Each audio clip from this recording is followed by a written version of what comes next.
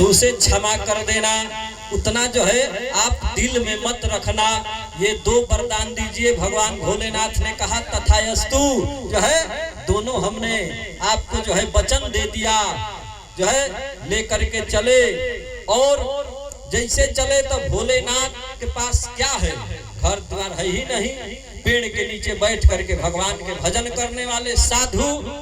अब मैया पार्वती राजघराना के रहने वाली, तो मैया पार्वती ने कहा हे भोलेनाथ, आखिर बिना घर द्वार के कैसे रहल जाए, आखिर बिना घर द्वार के रहल कैसे जाई।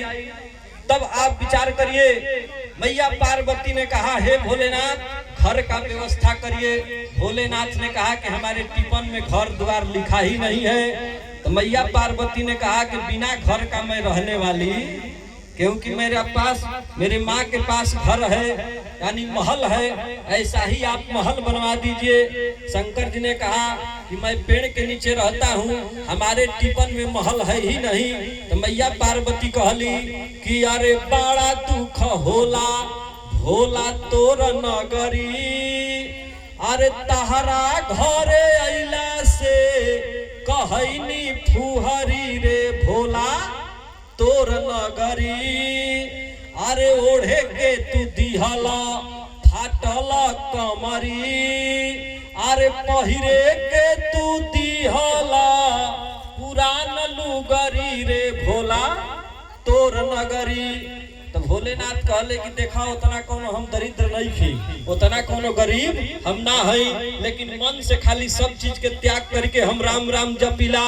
तो भोले बाबा कहले कि काहे कहेलू कंगाल, अरे गौरा देखनी तहरा नैहर के चाली, काहे कहेलू कंगाल। अरे 12 बरिस पर गोइनी ससुराल, अब बैठे के सास दिहली कोदो के पुआल, काहे कहेलू कंगाल।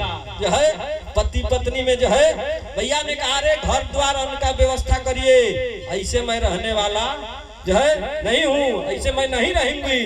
तब जो है भोलेनाथ ने कहा कि अरे 12 बरिस पर गोइनी ससुराल, आ भोजन में मिलल कुरुथी के दाली, आ बथुआ के साग देखी पीटी ना कपार, काहे कहेलू कंगाल।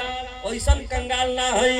अरे 2-4 कवर खाई के थाली देनी डाल, थाली करे डगमग भुइया ऊंच खाल, काहे कहेलू कंगाल। जो है देखो पार्वती, मैं इतना दरिद्र भी नहीं हूँ जितना तुम ताना मार रही हो, लेकिन मैं पहले से ही भगवान के भजन करा जो है पेड़ के नीचे बैठ करके हमने किया है। और कह रही हो तो कहो कैसा घर बनवा दे। मैया ने कहा जैसा हमारा घर है वैसा घर बनवा दीजिए। भोलेनाथ ने तुरंत आदेश दिया, विश्वकर्मा जी हाजिर हो गए और खूब बढ़िया शंकर जी ने कहा ऐसा घर बनाओ कि इस धरती पर किसी का ऐसा घर नहीं होना चाहिए। और बना करके एकदम खड़ा कर दिए सोना का महल, जो है रोड रास्ता खंभा पिलर सब सोना ही सोना, लैट्रिन बाथरूम सब सोना ही सोना, एकदम